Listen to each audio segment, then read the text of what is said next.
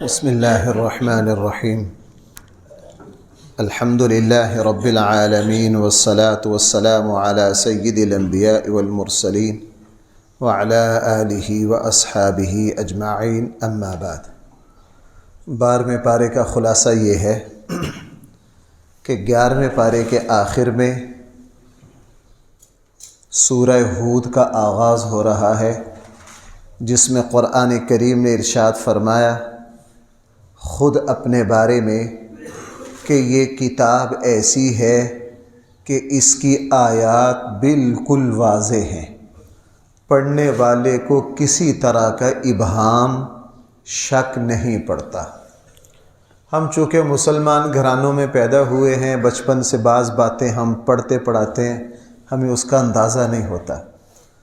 آج کل امریکہ کے ایک بہت بڑے اداکار مسلمان ہوئے ہیں اور ان کے پروگرام پوری دنیا پر سوشل میڈیا پر چل رہے ہیں۔ وہ جو مسلمان ہوئے ہیں، مسلمان کیوں ہوا؟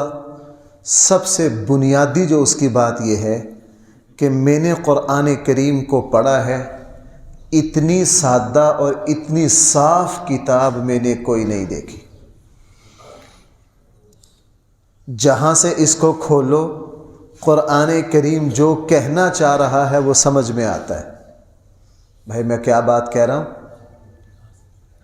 قرآن کریم کو جہاں سے کھولو، جو قرآن کریم ارشاد فرما رہا ہے وہ ہر کسی کو سمجھ میں آتا ہے۔ آپ ذرا دوسری کتابیں، آپ ذرا انجیل کا کوئی صفحہ کھولو، 4 صفحے تک یہی پتہ نہیں چلتا کہ کہنا کیا چاہ رہے ہیں، کہنا کیا چاہ رہے ہیں۔ میں نے شاید پہلے ذکر کیا ہو، میں ابھی رمضان سے 15 دن پہلے ہمارے یہاں پرانا نسخہ تھا انجیل کا، میں لاہور جو عیسائیوں کا مرکز ہے انارکلی، وہاں گیا، میں نے بڑا اچھا اعلیٰ نسخہ خریدا انجیل کا۔ اب میں اس کو دیکھ رہا ہوں، 4 صفحے یہی نہیں پتہ چلتا کہ کہنا کیا چاہ رہے ہیں، حالانکہ اردو ہے، حالانکہ کیا ہے؟ اردو ہے۔ آپ قرآن کو کہیں سے کھولو، ذالک الکتاب لا ریب فیہ، اس کتاب میں کسی طرح کا کوئی شک نہیں ہے۔ بھائی یہ مشکل بات ہے؟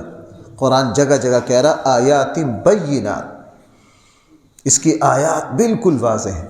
اور دوسری بات اس صدقہ وہ یہ کہہ رہا ہے کہ میں حیران ہوں کہ موسیٰ علیہ السلام کی اپنی شخصیت کا پورا تعارف تورات میں نہیں ہے، انجیل میں نہیں ہے، جہاں ہونا چاہیے تھا۔ جب ہم قرآن کریم کو میں نے کھولا تو دیکھا موسیٰ علیہ السلام کا اتنا اعلیٰ صاف تعارف، حیرت زدہ ہو گیا کہ جو کتابیں منسوب ہیں موسیٰ اور ان کی شریعت کی طرف، بھائی تورات اتری ہے کس پر؟ لیکن جو انجیل ہے وہ بھی حقیقت میں بنی اسرائیلی شریعت ہے نا، حضرت موسیٰ ہی کی شریعت کے احکام ہے نا۔ کہنے لگے خود ان کے اوپر اترنے والی جو کتابیں ہیں اس میں نہیں حضرت موسیٰ کا پتہ چلتا۔ لیکن میں نے قرآن کریم کو کھولا اور قرآن کریم میں حضرت موسیٰ علیہ السلام کا تذکرہ اتنا زیادہ اور اتنا صاف سمجھ میں آتا ہے کہ موسیٰ علیہ السلام کی شخصیت کیا تھی اور موسیٰ علیہ السلام کا دین کیا تھا۔ تیسری بات اس نے یہ کہی کہ پہلے جتنے نبی ہوئے ہیں ان کا دین کیا تھا، یہ قرآن کریم نے بتایا ہے۔ قرآن کریم کا مطالعہ بالکل آسان ہے، قرآن کریم پڑھ کر 1 منٹ میں پتہ چلتا ہے کہ حضرت عیسیٰ علیہ السلام کا پیغام کیا تھا، موسیٰ علیہ السلام کا پیغام کیا تھا، داؤد علیہ السلام کا پیغام کیا تھا، حضرت سلیمان علیہ السلام کا پیغام۔ اس لیے قرآن کہہ رہا سورہ ہود کے شروع میں، یہ ایسی کتاب ہے اس کی آیات بالکل واضح ہے۔ قرآن کریم 12ویں پارے کے شروع میں فرما رہا ہے کہ زمین پر چلنے والی جتنی مخلوق ہے ان سب کا رزق اللہ کے ذمے، ان سب کا رزق بھائی کس کے ذمے ہے؟ 50-60 سال زندگی گزارنے والا مسلمان، زندگی کے نشیب و فراز دیکھنے والا مسلمان، بلکہ عام انسان اس بات کی گواہی دیتا ہے کہ یہ رزق کا نظام صرف اور صرف کس کے ہاتھ میں ہے؟ اللہ کے ہاتھ میں۔ انسان بہت کچھ کرنا چاہتا ہے لیکن وہ ہوتا نہیں، بہت کچھ انسان کے بس میں نہیں ہوتا وہ ہو جاتا ہے۔ زندگی کے تجربات خود بتاتے ہیں رزق بھائی کس کے ہاتھ میں ہے؟ اللہ کے ہاتھ میں ہے۔ اور ایسے موقع پر میں وہ واقعہ سنایا کرتا ہوں جس کو بڑے بڑے مفسرین نے ذکر کیا ہے کہ ایک قبیلہ رسول اللہ صلی اللہ علیہ وسلم سے ملاقات کے لیے بطور وفد مدینہ منورہ حاضر ہوا۔ عربوں کا دستور تھا کہ شام کو کسی بستی میں داخل نہیں ہوا کرتے تھے، صبح کو ہوا کرتے تھے۔ اب شام کے وقت وہ مدینہ کے قریب پہنچے، انہوں نے پڑاؤ ڈالا مدینہ کے قریب کہ صبح مدینہ میں داخل ہوں گے۔ ایک شخص کو کہا کہ جاؤ اللہ کے نبی کو اطلاع کر دو کہ ہم آپ کے مہمان ہیں۔ وہ شخص اور وہ صحابی جب رسول اللہ صلی اللہ علیہ وسلم کے دروازے پر آئے تو اللہ کے نبی یہی تلاوت کر رہے تھے، وَمَا مِن دَابَّةٍ فِي الْأَرْضِ إِلَّا عَلَى اللَّهِ رِزْقُهَا وَيَعْلَمُ مُسْتَقَرَّهَا وَمُسْتَوْدَعَهَا۔ زمین پر رینگنے والی ساری مخلوق کا رزق بھائی کس کے ذمے ہے؟ انہوں نے کہا جب رزق اللہ کے ذمے ہے پھر اللہ کے نبی کو کیا تکلیف دینی؟ دروازے سے یہ آیت سن کر واپس چلے گئے۔ اور اعتماد ہم میں اور ان میں یہی فرق تھا، ان کو اللہ اور اس کے رسول کی بات پر اتنا اعتماد تھا، اتنا اعتماد تھا۔ واپس جا کے اپنے قبیلے سے کہا تمہارے کھانے کا انتظام ہو گیا۔ کیا کہا جا کے؟ تمہارے کھانے کا انتظام ہو گیا۔ اب جب کھانے کا وقت ہوا تو ان کو تو پتہ تھا کہ انتظام کس نے کیا، کوئی پتہ نہیں۔ اچانک کھانا آیا، بہت اعلیٰ، عربوں کے یہاں سرید بہت مشہور تھی، یخنی کے اندر روٹی ڈال کے وہ کھایا کرتے تھے، اللہ کے نبی کو بہت پسند تھا یہ کھانا۔ کھانا آیا بہت زیادہ، ایک سوار آیا، ایک بندہ آیا، وہ کھانا دے گیا، سب نے کھایا، کافی ہو گیا۔ اس زمانے کی جو روایت تھی عربوں کی کہ اگر کہیں سے کھانا بطور مہمانی آئے اس میں سے کچھ بچ جائے تو وہ میزبان کو دوبارہ پیش کیا جاتا تھا، یہ ان کی روایت تھی۔ اب کھانا کچھ بچ گیا، سب نے کہا بڑا لذیذ کھانا ہے، اتنا زیادہ، خوب کھایا، اور جو کھانا بچ گیا اس کو محفوظ کر لیا کہ صبح کو اللہ کے حبیب کی خدمت میں جائیں گے، شکریہ بھی ادا کریں گے اور اپنی روایت کے مطابق یہ کھانا بھی پیش کریں گے۔ جب اللہ کے نبی کی خدمت میں گئے، شکریہ بھی ادا کیا کہ جی اللہ کے نبی آپ نے جو کھانا بھیجا تھا وہ لذیذ بھی بہت تھا، زیادہ بھی بہت تھا، کچھ بچ بھی گیا ہے، اس کو واپس قبول فرما لیجئے۔ رسول اللہ صلی اللہ علیہ وسلم فرمایا کون سا کھانا؟ میں نے تو نہیں بھیجا تمہارے لیے کھانا۔ اب جب میں نے نہیں بھیجا حیران ہوئے، اس بندے کو بولا جو اپنا ساتھی، اسے کہا ہاں بھائی آپ اللہ کے حبیب کو اطلاع نہیں کر کے آئے؟ انہوں نے کہا جی آیا تھا اطلاع کرنے، میں آپ کے دروازے پر حاضر ہوا تھا، آپ گھر میں یہ آیت تلاوت کر رہے تھے کہ زمین و آسمان پر چلنے والی جتنی بھی مخلوق ہے اس کا رزق کس کے ذمے ہے؟ میں نے کہا جب رزق اللہ کے ذمے ہے پھر میں آپ کو کیوں تکلیف دوں؟ میں واپس چلا گیا۔ رسول اللہ صلی اللہ علیہ وسلم بہت خوش ہوئے۔ اللہ کے نبی نے فرمایا یہ تو کھانا تمہارے لیے اللہ کی طرف سے آیا ہے۔ کس کی طرف سے آیا ہے؟ یہ تو بہت ہی بابرکت کھانا ہے، مجھے بھی یہ کھلاوا۔ آپ علیہ السلام نے بطور برکت سب میں تقسیم کیا کہ یہ اللہ تعالیٰ کی طرف سے کھانا آیا۔ اور بھائی حقیقت یہ ہے رزق کس کے ہاتھ میں ہے؟ ہم مارے نہ پھریں، ہاں کوشش کریں جو ہمارے دین نے ہمیں سکھایا، محنت کریں، کوشش کریں، اور بھروسہ کس پر کریں؟ اللہ پر کریں۔ ہوتا وہی ہے جو اللہ تعالیٰ کی طرف سے منظور ہوتا ہے، فیصلہ ہوتا ہے، ہمارا کام کوشش کرنا ہے۔ اور قرآن کریم نے 12ویں پارے میں یہ بات ارشاد فرمائی ہے۔ ویسے قرآن کریم نے 10ویں جگہ یہ بات ارشاد فرمائی ہے، چونکہ یہ خامی ہم سب میں، مجھ میں بھی ہے، آپ میں بھی ہے، اسی لیے قرآن کریم میری اور آپ کی اس خامی کی نشاندہی کر رہا ہے کہ جب ہم تمہارے اوپر اچھے حالات لاتے ہیں تم اللہ سے غافل ہو جاتے ہو، دعائیں مانگنا چھوڑ دیتے ہو، اور جب تمہارے حالات کٹھن ہوتے ہیں، تمہارے مشکل ہوتی ہے، تو پھر تم اللہ تعالیٰ کی طرف لپکتے ہو، بڑی دعائیں مانگتے ہو۔ بھائی مومن وہ ہے جو ہر حال میں اللہ تعالیٰ کی طرف اپنا رجوع رکھے۔ کس کی طرف رجوع رکھے؟ ایسا نہیں اب رمضان کا ماحول ہے، نماز کا تعلق بھائی صرف رمضان سے تو نہیں ہے، نماز کا تعلق تو پوری زندگی سے ہے۔ ہر حال میں اللہ تعالیٰ سے دعا مانگنا اور اپنا رجوع اللہ تعالیٰ کی طرف رکھنا۔ حدیث مبارکہ میں ہے جو خوشی کے وقت اللہ کو یاد رکھتا ہے بھائی پھر غمی اور پریشانی کے وقت اس کو اللہ کو یاد کرنے کی ضرورت ہے نہیں پڑتی۔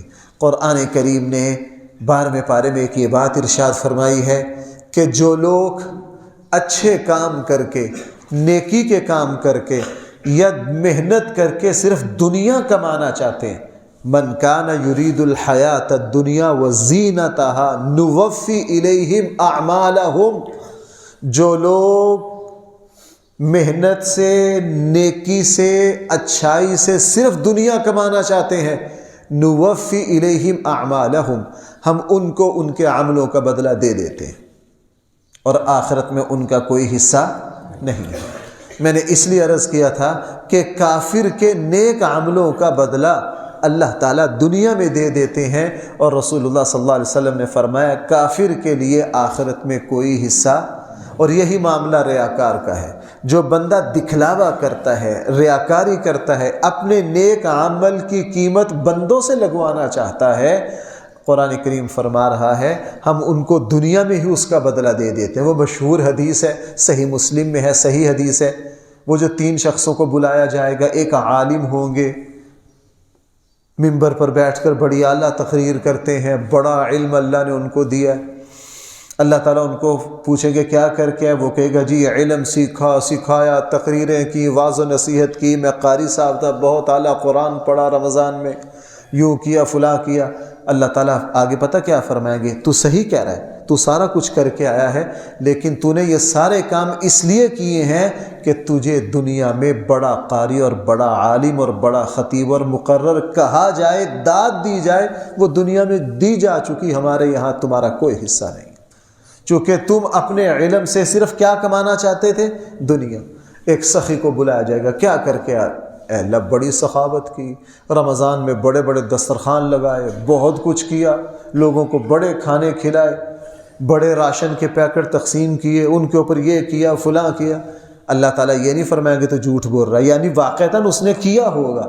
اللہ تعالیٰ فرمائیں گے تو نے سارا کچھ کیا ہے، لیکن اس لیے کیا ہے کہ تجھے دنیا میں سلامیں کی جائے، تجھے سخی کہا جائے، تجھے کیا کہا جائے، سخی کہا جائے، تیری شہرت ہو، تیری اس نیکی کی داد دی جائے، وہ دنیا میں دی جا چکی، ہمارے یہاں تیرا کوئی عمل، کوئی بدلہ نہیں۔ اور اسی طرح شہید کو بلایا جائے گا، اس سے بھی یہی کہا جائے گا۔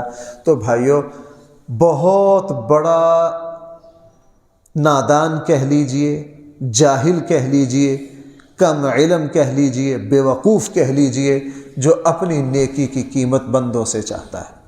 بھائی جو اپنی نیکی کی قیمت کس سے چاہتا ہے، بندوں سے چاہتا ہے۔ ناقدروں کو جب کسی چیز کی قیمت ناقدروں سے لگوائی جائے نا، پھر انسان ذلیل و رسوا ہو جاتا ہے۔ اور بھائی قرآن کریم نے سورہ ہود میں بہت سے نبیوں کا تذکرہ کیا ہے، اسی لیے اس انبیاء اور انبیاء، ان کی قومیں اور ان پر جو عذاب آیا ہے، یہ پوری جو صورت ہے سورہ ہود اس پر مشتمل ہے۔ اس لیے بھائیو، رسول اللہ صلی اللہ علیہ وسلم، حضرت عبداللہ ابن عباس فرماتے ہیں ہم نے ایک مرتبہ اللہ کے حبیب سے پوچھا، اللہ کے نبی آپ پر بڑی تیزی سے بڑھاپا آ رہا ہے۔ اللہ کے نبی کے جو زندگی کے آخری سال تھے نا، ان میں اللہ کے نبی پر تیزی سے بڑھاپا آیا، کمزوری آئی اور تیزی سے بال سفید ہوئے۔ حضرت عبداللہ ابن عباس فرماتے ہیں کہ ہم نے عرض کیا اللہ کے حبیب آپ پر بڑی تیزی سے بڑھاپا آ رہا ہے۔ رسول اللہ صلی اللہ علیہ وسلم نے فرمایا ہاں، مجھے سورہ ہود جیسی صورتوں نے بوڑھا کر دیا۔ ایک روایت میں 4 صورتوں کا ذکر ہے، سورہ ہود کا ذکر ہے، سورۃ التکویر کا ذکر ہے، سورہ مرسلات کا ذکر ہے۔ ان ساری صورتوں میں اللہ تعالیٰ کی پکڑ کا تذکرہ ہے۔ بھائی کس کا تذکرہ ہے؟ اللہ تعالیٰ کی۔ اب یہاں حضرت نوح کی قوم کا تذکرہ ہے، اللہ نے کس طرح طوفان نے ان کو تہ و بالا کر دیا۔ قوم عاد کا تذکرہ ہے، قوم صالح کا تذکرہ ہے، قوم ابراہیم کا تذکرہ ہے، قوم لوط کا تذکرہ ہے، قوم شعیب کا تذکرہ ہے، قوم موسیٰ یعنی فرعون کا تذکرہ ہے۔ ان سب پر اللہ کا عذاب ہے۔ اس لیے بھائیو، جو مومن ہے جہاں اللہ کی رحمت سے امید رکھتا ہے، وہاں اللہ کی پکڑ سے ڈرتا بھی ہے۔ ہم رمضان میں نے بتایا تھا کہ رسول اللہ صلی اللہ علیہ وسلم رمضان میں جو دعائیں سب سے زیادہ مانگا کرتے تھے، ان میں سے ایک دعا کیا ہے؟ اے اللہ ہمیں جہنم کے عذاب سے، بھائی یاد ہے؟ اس لیے رمضان میں اللہ کی پکڑ سے پناہ مانگنا، دوزخ سے پناہ مانگنا۔ قوم نوح جو ہے، نوح علیہ السلام نے جب ان کو اللہ کا پیغام پہنچایا، انہوں نے حضرت نوح علیہ السلام کی دعوت کو قبول نہ کرنے کا جو عذر پیش کیا، وہ یہ تھا کہ آپ پر ایمان لانے والے سارے غریب لوگ ہیں۔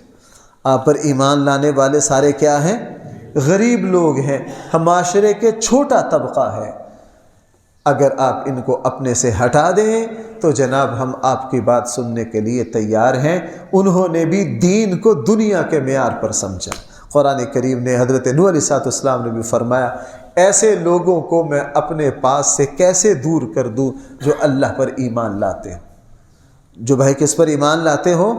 اس سے پتہ یہ چلا کہ انسان کی اصل قیمت پیسے سے نہیں ہوتی، مال و دولت سے نہیں ہوتی، انسان کی اصل قیمت ایمان سے ہوتی۔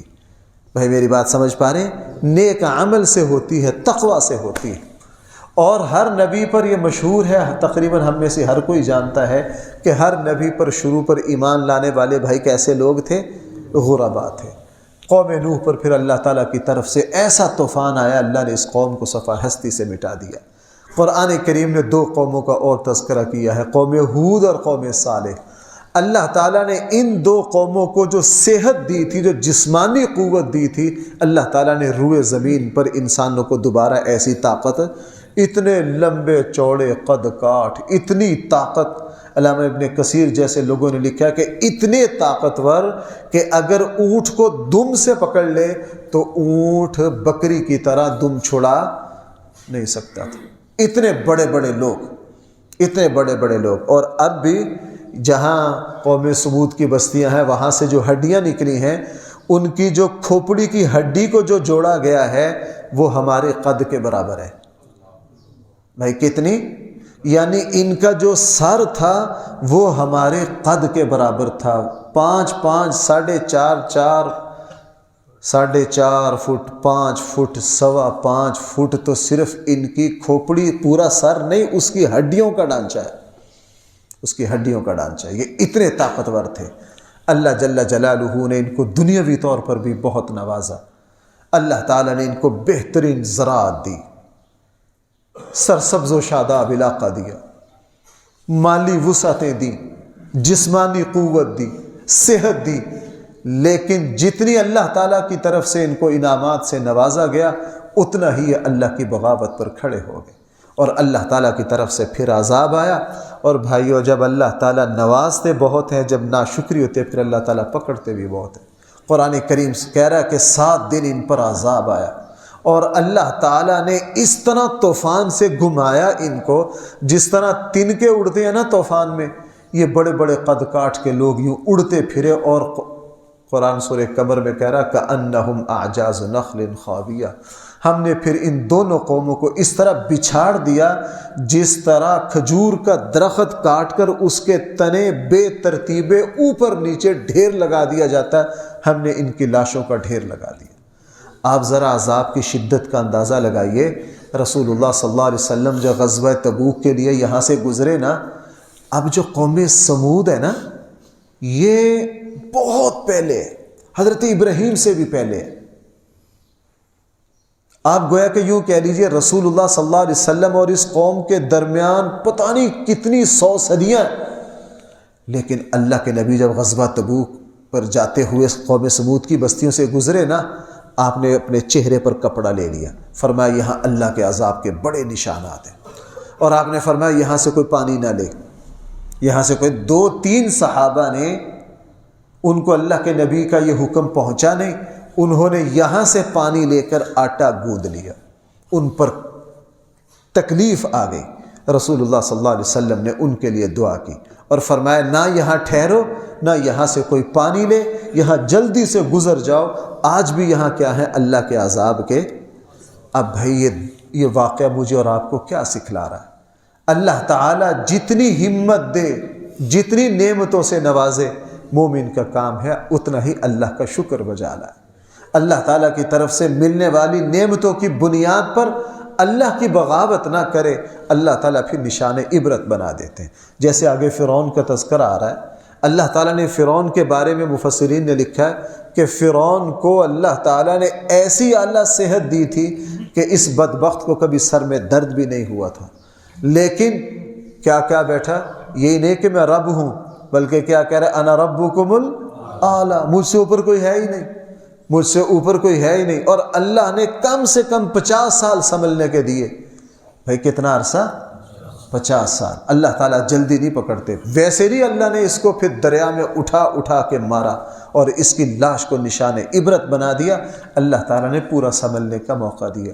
بھائی یہ تو سب مر گئے، مہلت کی مدت جو چل رہی ہے وہ میری اور آپ کی چل رہی ہے۔ بھائی میری بات سمجھ پائیں؟ سنبھلنے کی مدت کس کی چل رہی ہے؟ اب میرے اور آپ کے، اور یہ رمضان میرے اور آپ کے لیے بہترین لمحہ ہے کہ ہم اپنے آپ کو سنبھالیں۔ بہرحال قرآن کریم نے 12ویں پارے میں ایک یہ بات ارشاد فرمائی ہے کہ اے ایمان والو، جب بھی تم سے کوئی گناہ ہو جائے اس کے فوراً بعد کوئی نہ کوئی اچھائی کر لو۔ اچھائیاں جو ہیں یہ گناہوں کو مٹا دیتی۔ اچھائیاں جو ہیں بھائی وہ کیا کرتی ہیں؟ حدیث میں آپ رمضان میں سن رہے ہیں، من صام رمضان ایمانا واحتسابا غفر له ما تقدم من ذنبه، جس نے ثواب کی امید سے روزہ رکھا اللہ تعالیٰ اس کے پچھلے گناہوں کو کیا کر دیں گے؟ معاف کر دیں گے۔ جس نے رمضان کا قیام کیا، نماز تراویح پڑھی، اللہ تعالیٰ اس کے بھی پچھلے گناہوں کو کیا کر دیں گے۔ اس لیے مومن کا کام یہ ہے اگر کبھی غلطی ہو جائے، گناہ ہو جائے، فوراً رسول اللہ صلی اللہ علیہ وسلم ایک نماز پڑھا کر فارغ ہوئے، ایک صحابی کھڑے ہوئے، اللہ کے حبیب مجھ سے فلاں گناہ ہو گیا، اس کا کفارہ کیا ہے، اس کی توبہ کیا ہے؟ رسول اللہ صلی اللہ علیہ وسلم نے ان سے فرمایا کیا تم نے ہمارے ساتھ باجماعت نماز نہیں پڑھی؟ انہوں نے کہا جی اللہ کے حبیب پڑھی ہے۔ کہنے لگا جب تو نے نماز پڑھی ہے تو اللہ تعالیٰ نے اس کی وجہ سے تیرے گناہ کیا کر دیے ہیں؟ میری اس بات کی طرف توجہ نہیں تھی، آج سے کچھ 6-7 سال پہلے جب یہ ایک حدیث میں دیکھ رہا تھا تو اس علم کے اس باب کی طرف توجہ گئی، اور میں نے پھر اس پر خوب مطالعہ بھی کیا، اور مجھے جہاں تک یاد پڑ رہا ہے نا 3-4 سال پہلے میں نے اس موضوع پر جمعہ کی ایک تقریر بھی کی تھی، اور بھائی وہ یاد رکھنے والی بات ہے۔ توبہ کی ایک شکل نیک عمل ہے۔ بھائی میں کیا کہہ رہا ہوں؟ توبہ کی ایک شکل کیا ہے؟ نیک عمل۔ اور یہ 12ویں پارے کی آیت بھی بتا رہی ہے ان الحسنات یذہبن السیئات۔ توبہ کی بہت ساری قسمیں ہیں، توبہ کی ایک قسم نیک عمل بھی ہے، نماز پڑھنا، روزہ رکھنا، حج کرنا۔ بھائی حدیث میں کیا ہے؟ جو مسلمان حج کر کے واپس آتا ہے تو اس کے گناہ کس طرح معاف ہو جاتے ہیں؟ جس طرح اس کی ماں نے آج اس کو جنم دیا۔ نیکی خود ایک توبہ کی شکل ہے، نیکی خود توبہ کی ایک شکل ہے۔ اس لیے جب ہم نیک عمل کریں اس پر بھی توجہ رکھیں کہ انشاءاللہ میرے اس نیک عمل سے اللہ تعالیٰ میرے گناہوں کو بھی کیا کر دے گا۔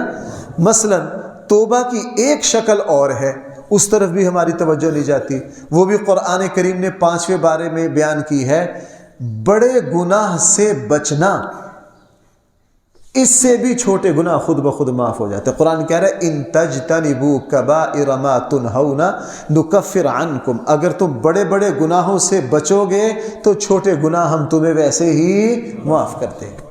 اس سے پتہ چلا کہ بڑے بڑے گناہوں سے اپنے آپ کو بچانا یہ بھی توبہ کی ایک شکل ہے، اس سے اللہ تعالیٰ چھوٹے چھوٹے گناہوں کو بھائی کیا کر دیتے ہیں؟ خود بخود۔ اور بھائی قرآن کریم 12ویں پارے میں ایک یہ بات ارشاد فرما رہا ہے، اے اللہ کے حبیب ہم یہ جو پہلی قوموں کے واقعات تمہیں سنا رہے ہیں، ہمارا مقصد ہے تم ان سے عبرت لو۔ تم ان سے کیا لو؟ عبرت لو۔ جو مسلمان کوئی بھی بات سن کر اس سے عبرت لیتا ہے بھائی آہستہ آہستہ اس کی کیا ہو جاتی ہے؟ تربیت اور اصلاح ہو جاتی ہے۔ اس لیے قرآن کہہ رہا ہے اے اللہ کے حبیب ہم تمہارے سامنے پہلی قوموں کے حالات بیان کر رہے ہیں تاکہ آپ ان سے بھائی کیا لیں؟ عبرت لیں۔